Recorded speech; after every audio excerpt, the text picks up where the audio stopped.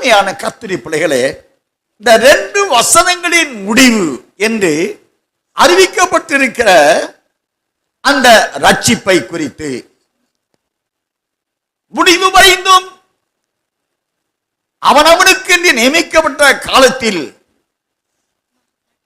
தேவன் மனசாட்சி காலம், நியாயப்பிரமாண காலம், கிருபையின் காலம்,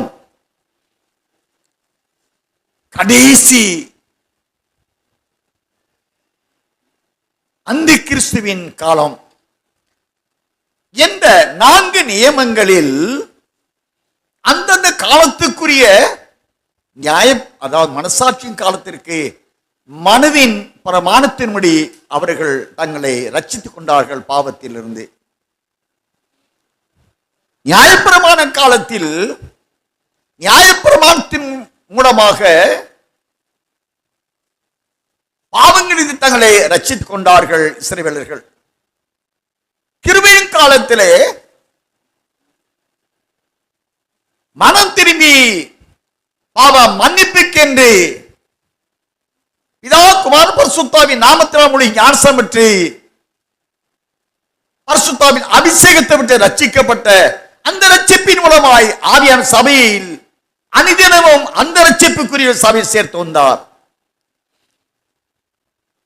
இந்த 3 ரட்சிப்பின் காலம் இறுதியிலே அருமை இரட்சகராய இயேசு கிறிஸ்து மனுக்குலத்தை மனுக்குலத்தில் உள்ள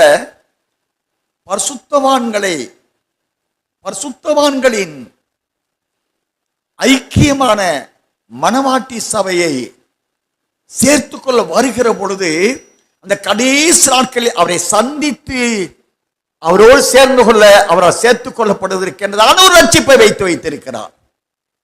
அந்த ரட்சிப்பை குறித்து தான் மத்தேயு சுவிசேஷம் 24ஆம் அதிகாரம் 13ஆம் வசனத்தில் முடிவு வரைந்தும் நிலைத்து நிற்பவனே ரட்சிக்கப்படுவார் என்றால், முடிவான காலத்தில் அந்த முடிவான ரட்சிப்புக்கு என்று தேவன் எவர்களை நியமித்திருக்கிறாரோ, உலக தோற்றத்திற்கு முன்பாகவே அந்த முடிவான ரட்சிப்புக்கு தேவன் எவர்களை சீயோனிலிருந்து அனுப்பி வைத்திருக்கிறாரோ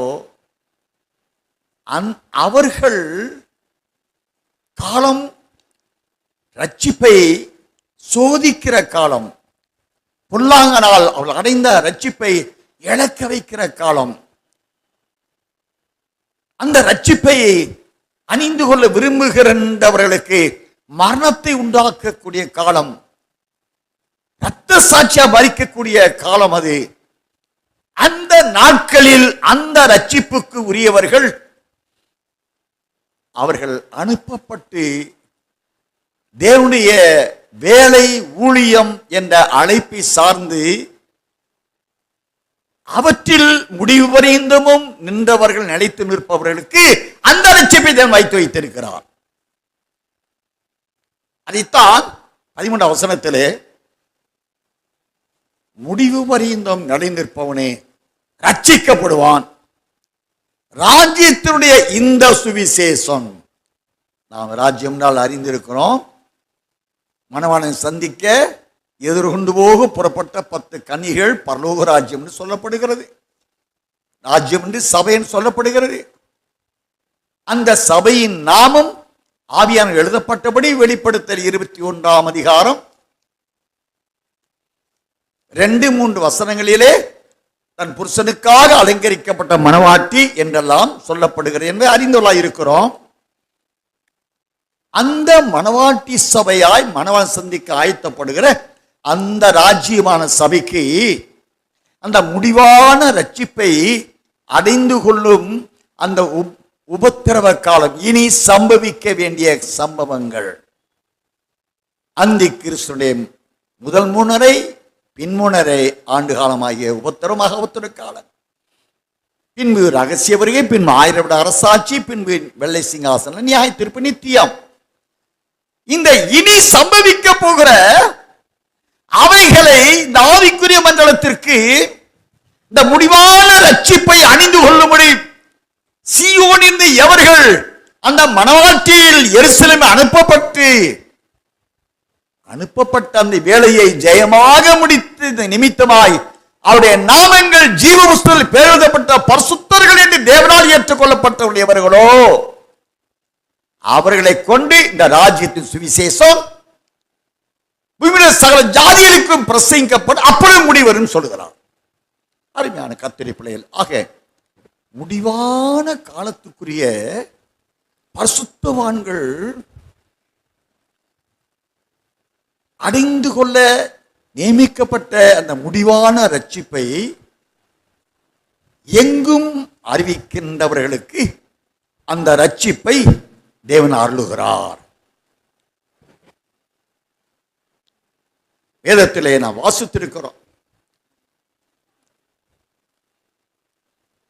2 தீமோத்தேயுவின் புஸ்தகம் 2ஆம் அதிகாரம் 10ஆம் வசனத்தை வாசிக்கலாம். 2 தீமோத்தேயு 2ஆம் அதிகாரம் 10ஆவது வசனம். ஆகையால் தெரிந்து கொள்ளப்பட்டவர்கள் கிறிஸ்து இயேசுவினால் உண்டான ரட்சிப்பை நித்திய மகிமையோடு பெற்றுக்கொள்ளும்படி சகலத்தையும் அவர்கள் நிமித்தமாக சகிக்கிறேன். ஆகையால் தெரிந்து கொள்ளப்பட்டவர்கள் கிறிஸ்து இயேசுவினால் உண்டான ரட்சிப்பை நித்திய மகிமையோடு பெற்றுக்கொள்ளும்படி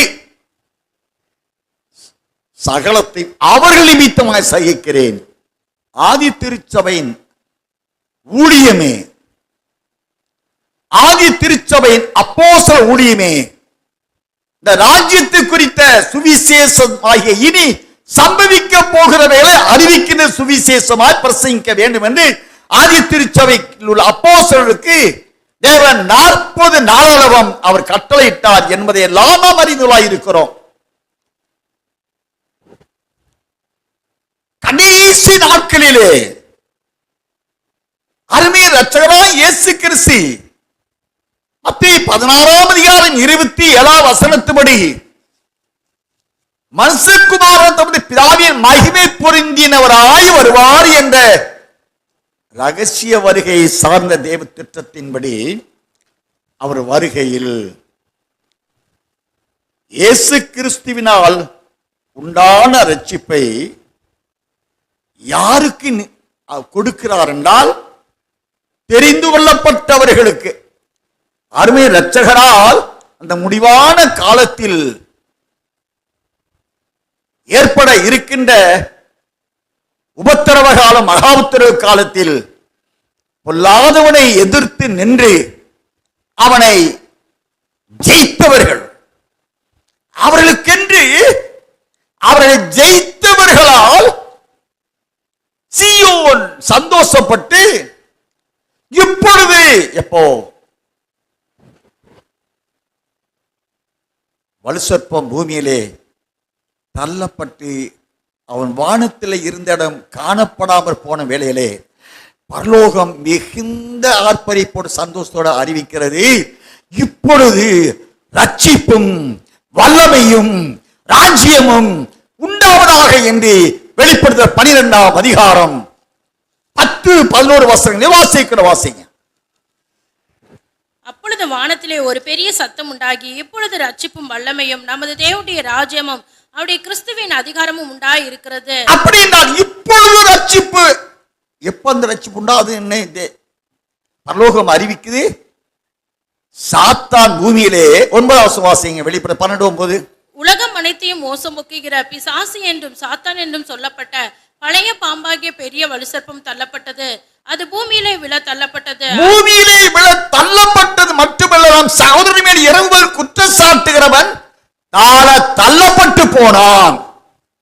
ஆக வான மண்டலத்தில் பொல்லாத ஆவியின் சேனைகள் போராட்டம் உண்டு.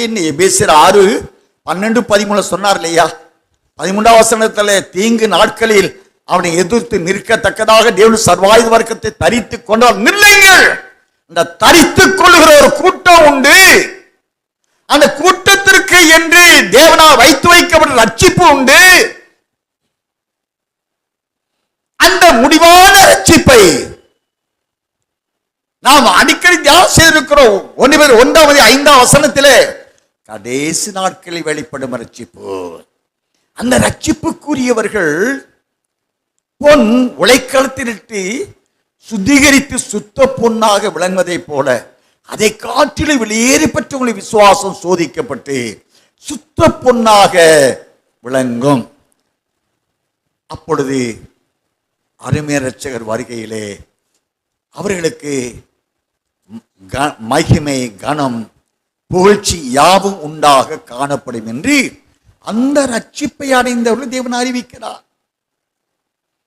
அந்த ரட்சிப்பை தேவன் எப்பொழுது அந்த ரட்சிப்பை கொடுக்க திட்டம் வச்சிருக்கிறாரு. எபிரேயருக்கு நிருபம் 9ஆம் அதிகாரம் 28ஆம் வசனத்தை வாசிக்கலாம். கிறிஸ்துவும் அநேகருடைய பாவங்களை சுமந்து தீர்க்கும்படிக்கு ஒரே தரம் பலியிடப்பட்டு தமக்காக காத்து கொண்டிருக்கிறவர்களுக்கு ரட்சிப்பை அருளும்படி 2ஆம் தரம் பாவம் இல்லாமல் தரிசனமாவார். அவர் பாவமில்லாத மகிமையின் தேவனாகிய மணவாளனாக வரப்போகிறார். அந்த பாவமில்லாத மகிமையின் தேவனாக வர இருக்கிற அவரை சந்திக்க ஆயத்தமாயிருக்கிறவர்களுக்கு அவர் ரட்சிப்பை கொடுக்க அவர் ரட்சிப்பை கொண்டு வருகிறார். அது யாருக்கு? நமக்காக காத்து கொண்டிருக்கிறவர்களுக்கு ரட்சிப்பை அருளும்படி வரப்போகிறார். அப்ப இயேசுவா ராஜா வரும்போது அவருக்காக காத்து அவர் நிமித்தமாய் அவருடைய அந்தத்தை சார்ந்த திட்டங்களை சார்ந்து உத்தரவம், மகா உத்தரவம் வெளிப்படுத்த 21:5 வாசித்திருக்கிறோம். இனி சஞ்சலமும் இல்லை, தவிப்பும் அல்ல. ஆட்டுக்குட்டியானவர் தாமே அவள் கண்ணீர் யாவி துடைப்பார். வெளிப்படுத்தின விசேஷம்